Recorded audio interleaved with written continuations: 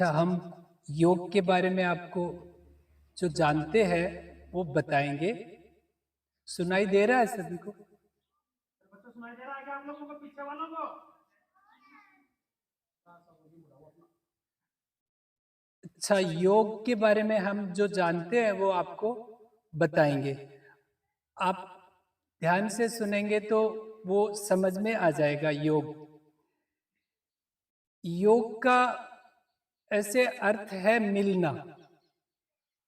और योग परंपराएं जो हम नियमित कर रहे हैं, जैसे प्रार्थना करते हैं विद्यालय में, घर में पूजा आराधना करते हैं, मंदिर जाने की परंपरा है, मस्जिद जाने की परंपरा है, ये सभी योग परंपरा में आती है। योग का अर्थ हमारा ईश्वर से मिलना है। और योग सिर्फ अनुभव है। जैसे ईश्वर वातावरण में सागर की तरह होते हैं, जैसे हवा होती है ऐसे ईश्वर होते हैं। और हम हमारे शरीर के अंदर जो होते हैं वो ईश्वर के अंश होते हैं।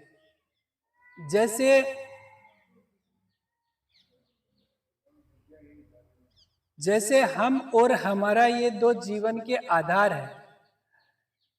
तो हमारा यानी शरीर और हम यानी शरीर के अंदर जो हम है वो, तो जो हम है उसके लिए योग परंपराएं हैं।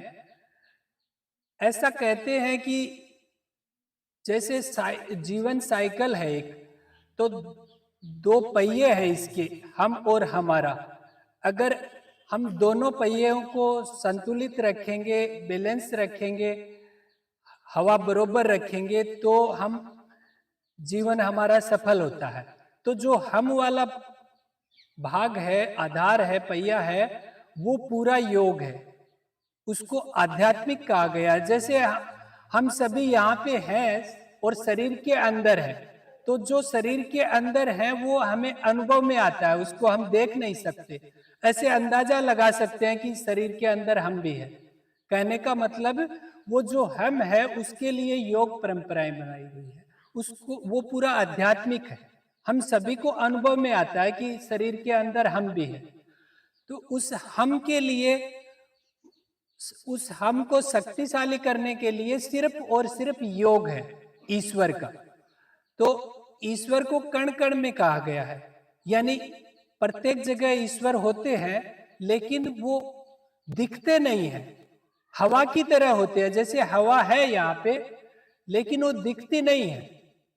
ऐसे ही वो अनुभव होती है हवा। ऐसे ही योग से हमें ईश्वर अनुभव में आते हैं। तो उससे हमें एक प्रार्थना है, उसका प्रैक्टिकल ये योग का पूरा अनुभव होगा। जैसे सुबह सवेरे लेकर तेरा नाम प्रभु, करते हैं शुरू आज का काम प्रभु। तो यानी उसका हम नाम लेंगे। फिर आता है शुद्ध भाव से तेरा ध्यान लगाए हम, विद्या का वरदान तुम्ही से पाए हम। तो जैसे ही हम उससे योग होता है, हमारा ध्यान जाता है उस पे, तो हमें सारे वरदान मिलते हैं। फिर हम बीमार कमजोर नहीं रहते, कहने का मतलब। फिर अच्छा तीसरा आता है गुरुओं का सत्कार कभी ना भूले हम, बने इतने महान गगन को छूले हम। तो इसमें गुरु को हमें थोड़ा सा समझना है। गुरु जैसे हमारे विद्यालय के गुरुजन हैं, उनको गुरु कहा गया है। उनके अंदर एक हमें विकसित करने का भाव होता है। वो उसका प्रयास भी करते रहते हैं। वो जैसे गुरुजन हमें हमारा विकास हो ऐसा प्रयास करते रहते हैं। आपने कभी ऐसे अंदाजा लगाया होगा तो ऐसे समझ में आएगा कि गुरुजन ये हमें डांट मार रहे हैं, समझा रहे हैं, इसका मतलब है ये हम सफल हो जाएं, इसके लिए प्रयासरत रहते हैं। तो जो प्रयासरत रहते हैं वो भावना को गुरु कहा गया है। और उसको देवत्व भी कहा गया है। जैसे विद्यालय परिवार को देवभूमि कहा गया है, क्योंकि इसमें सभी गुरुजन होते हैं, तो उनको देवता कहा गया है। इसलिए वो गुरु मतलब देवभूमि कहा गया है। यानी हमारे गुरुजन आध्यात्मिक भाषा में देवता होते हैं, वो हमें देते रहते हैं। इसका ऐसे अंदाजा लगा सकते हैं आप कि अगर हम गुरुजनों का कितना भी नुकसान करें, अनादर करें, फिर भी वो ऐसा कभी नहीं चाहते, सपने में भी नहीं चाहते कि ये बच्चे फेल हो जाएं या कमजोर हो जाएं। तो कहने का मतलब वो जो है भाव, उस भाव को देवत्व कहा गया है। वो हमारे माता पिता में भी होता है। जैसे हम माता पिता का कितना भी अनादर करें, नुकसान कर दें, लेकिन वो भी हमारा बदला नहीं चाहते कि इन बच्चों का भविष्य बिगड़ जाए या असफल हो जाए, अस्वस्थ हो जाए, यानी जीवन में असफल हो जाए, ऐसा नहीं चाहते। तो यानी वो देवत्व माता पिता में भी होता है। और आजकल कहीं पे समाज में नहीं रहा है वो जो देवत्व है, वो सिर्फ गुरुजनों में मिलता है और माता पिता में मिलता है। इसलिए उस देवत्व को पॉजिटिव एनर्जी कहा गया है। वातावरण में दो एनर्जी होती, एक पॉजिटिव और एक नेगेटिव। तो पॉजिटिव एनर्जी हमें लाभ देती है और नेगेटिव एनर्जी हमारा नुकसान करती है। तो वो जो पॉजिटिव एनर्जी है वो गुरुजनों में और माता पिता में ही अभी मिल रही है। पहले तो वो सभी में मिलती थी, बुजुर्गों में भी मिलती थी, घर परिवार में सभी लोगों में वो एनर्जी मिलती थी। अभी वो एनर्जी सिर्फ गुरुजन और माता पिता में ही रही है और कहीं पे वो एनर्जी देखने में नहीं मिलती है। अभी इसको आध्यात्मिक भाषा में जैसे हमारे विद्यालय है, तो उसके जो प्रधानाचार्य गुरु जी है, उनको राजा कहा गया है। जैसे आध्यात्मिक भाषा क्या है, राजा और प्रजा और ऐसा है, मतलब देवता, ईश्वर, ऐसी आध्यात्मिक भाषा होती है। तो अगर हम नियमित योग करते हैं तो धीरे धीरे हम ईश्वर से जुड़ जाते हैं। ईश्वर से जुड़ जाते हैं तो इन जो गुरुजनों के और माता पिता के अंदर जो देवत्व होता है, उसके सारे वरदान हमें मिलने लग जाते हैं, अपने आप होता है ये सब। ऐसा कहते हैं कि अध्यात्म बुद्धि से परे होता है, इसमें हम दिमाग नहीं लगा सकते बिल्कुल भी। तो अभी हम उस योग का प्रैक्टिकल करेंगे। ऐसे तो अभी आप नियमित कर रहे हैं योग, तो ये 5 मिनट का हम योग करते हैं, वैसे ही करेंगे। इसमें क्या करना है, सभी आराम से रिलैक्स बैठ जाएं, यानी शरीर से कुछ नहीं करना है। जो शरीर के अंदर जो हम है वो ईश्वर से जुड़ेगा। तो वो हम थोड़ा छोटा सा है, वो जैसे शरीर जितना ही है और ईश्वर बहुत बड़े होते हैं। तो जैसे ही हम कुछ नहीं करते शरीर से, वो ईश्वर हमसे जुड़ जाते हैं और जुड़ जाते हैं तो वो हमें क्या चाहिए उस समय, जिस समय जो चाहिए होता है वही देते हैं वरदान में। जैसे अभी एग्जाम आ रही है, तो एग्जाम में आपका मतलब कि आपको एग्जाम में सफलता देंगे, अभी यही आवश्यकता है। और जैसे कोई अस्वस्थ हो तो उसको पहले स्वास्थ्य प्रदान करते हैं ईश्वर। इसलिए यानी जो चाहिए वो ईश्वर को बताना भी नहीं पड़ता है, वो अपने आप दे देंगे हमें क्या चाहिए। तो इसके लिए हम सभी अभी आराम से रिलैक्स बैठ जाएंगे, 5 मिनट का वो मेडिटेशन करेंगे। इसमें कुछ भी नहीं करना है शरीर से, और हो सके जहां तक हिले डुले भी नहीं, एकदम रिलैक्स छोड़ दे शरीर को। शरीर के अंदर जो हम हैं वो ईश्वर से मिलेंगे। भारतीय संस्कृति की प्राचीन धरोहर है योग। युज्यते अनेन इति योगः, अर्थात जुड़ना। जुड़ना किससे? जुड़ना स्वयं से, जुड़ना अपनी आत्मा से, जीवात्मा का परमात्मा से जुड़ना। जुड़ना उन समस्त गुरु शक्तियों से जो प्रत्येक क्षण हमारे साथ है। बस इस योग के माध्यम से हमें ही उनसे जुड़ना है।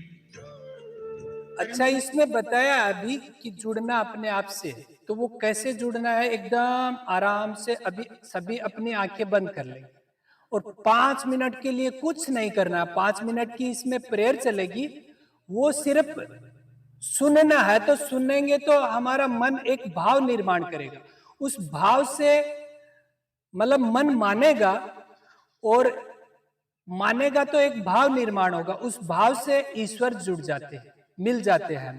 तो अभी सभी अपनी आंखें बंद कर ले और पूरा हो जाएगा, मैं नमस्कार बोलूंगा, उसी के बाद आंखें खोलना है।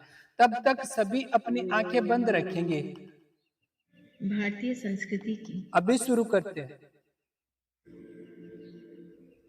गुरुर्ब्रह्मा गुरुर्विष्णु गुरुर्देवो महेश्वरा गुरु साक्षात् परब्रह्म तस्मै श्री गुरुवे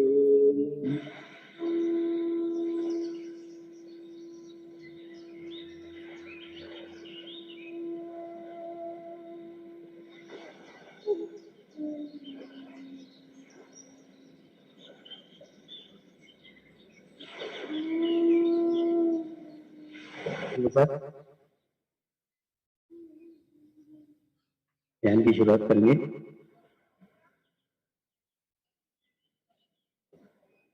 मैं एक पवित्र आत्मा हूं।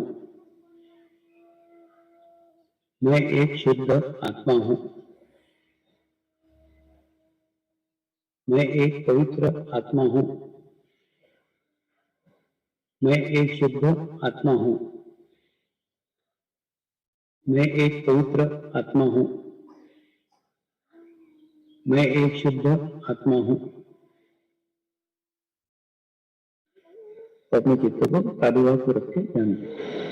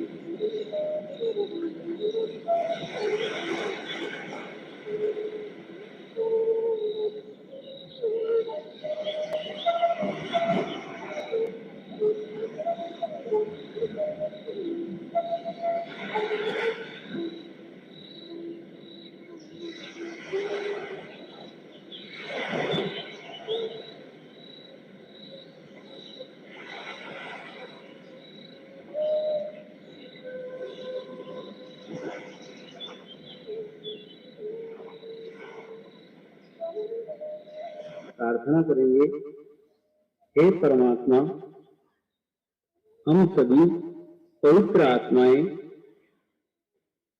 आपको हृदय से प्रार्थना करते हैं कि सारे विश्व में शांति हो, सारे विश्व के आत्माओं की आध्यात्मिक उन्नति हो एवं सर्वांगीण उन्नति हो। यही हम सब आत्माओं की शुद्ध इच्छा है। शांति पाठ करेंगे। ओम द्यो शांति अंतरिक्षगम शांति पृथ्वी शांति रापः शांति रौषधय शांति वनस्पतयः शांति विश्वे देवाः शांति ब्रह्म शांति सर्वगं शांति शांतिरेव शांति क्षमा शांतिरेधि। ओम शांति शांति शांति सर्वारिष्ट सुशांतिर्भवतु। नमस्कार करेंगे।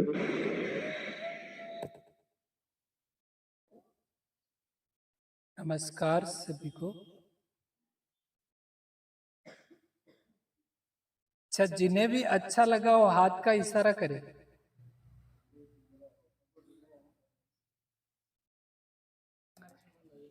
धन्यवाद।